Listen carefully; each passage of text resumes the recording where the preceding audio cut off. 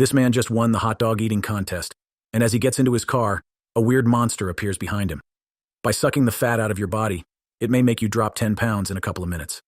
Then, when the man's body begins to shake, the car shakes as well. His body immediately contracts and resembles a deflated basketball. When Sam and Dean learned about the situation, they started their investigation. A similar incident occurs the following day. While exercising, this woman was struck from behind and passed unconscious. Then she starts losing weight quickly. She swiftly has her body fat pulled out, and then she passes away. When the two brothers arrive on the scene, they examine the victim and discover a suction mark. They speak with the victim's personal trainer, but unintentionally discover the identical suction mark on her. But the trainer's continued existence is the bizarre thing. They assume that the two murders must involve the spa in some way.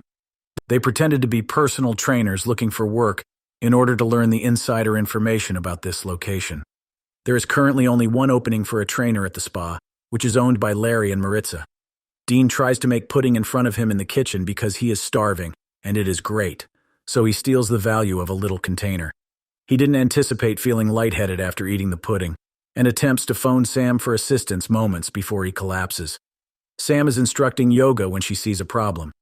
Every client has a suction mark exactly where they expected it to be on their body. Maritza is performing cupping therapy on a patient concurrently. She explains to the customer that it is a time-honored Chinese practice that not only aids in weight loss, but also the removal of impurities from the body. It will leave a red suction mark on the back, which is a drawback. In actuality, the entire cupping therapy is a ruse. She is actually the one sucking, which is what is sucking mark.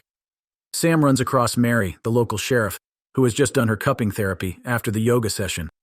During their talk, Larry started to have doubts about Sam's identity. Sam returns to the kitchen later and discovers Dean lying still next to a pile of potatoes. The pudding appears to have been drugged. Sam tracks down the chef who prepares the pudding and questions him, to inquire as to why he did that. The chef, though, has no knowledge. It turns out that before receiving cupping therapy, every client will be given pudding, and the chef will simply add the prescribed supplements to the pudding at Maritza and Larry's request.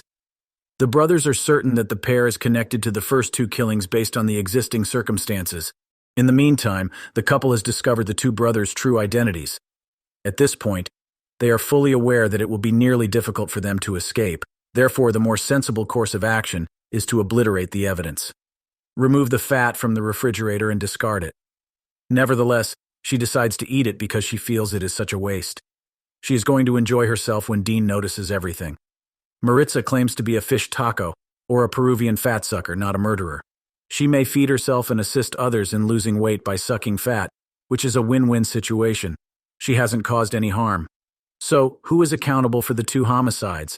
The couple spent years building the spa, and they don't want Alonso to spoil all their hard work.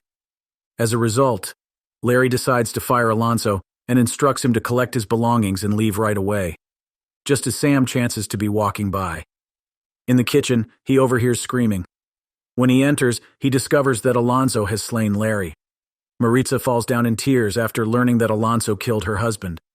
The duo has been able to coexist peacefully with humans over the years because they have always followed one rule: eating just enough to get by. Her impulsive brother Alonso, in contrast, nearly killed a patient during a therapy session because he swallowed too much fat. He had to be assigned a task in the kitchen by Maritza. In order to stop Alonso from killing more innocent people, she tells the two brothers where he might be hiding.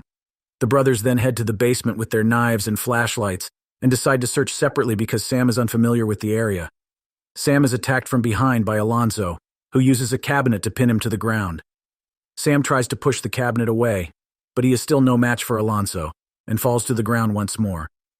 Dean fortunately arrives just in time to save Sam by severing Alonso's proboscis as he attempts to strike Sam with a lethal blow with his proboscis. Losing his proboscis causes Alonso to pass away.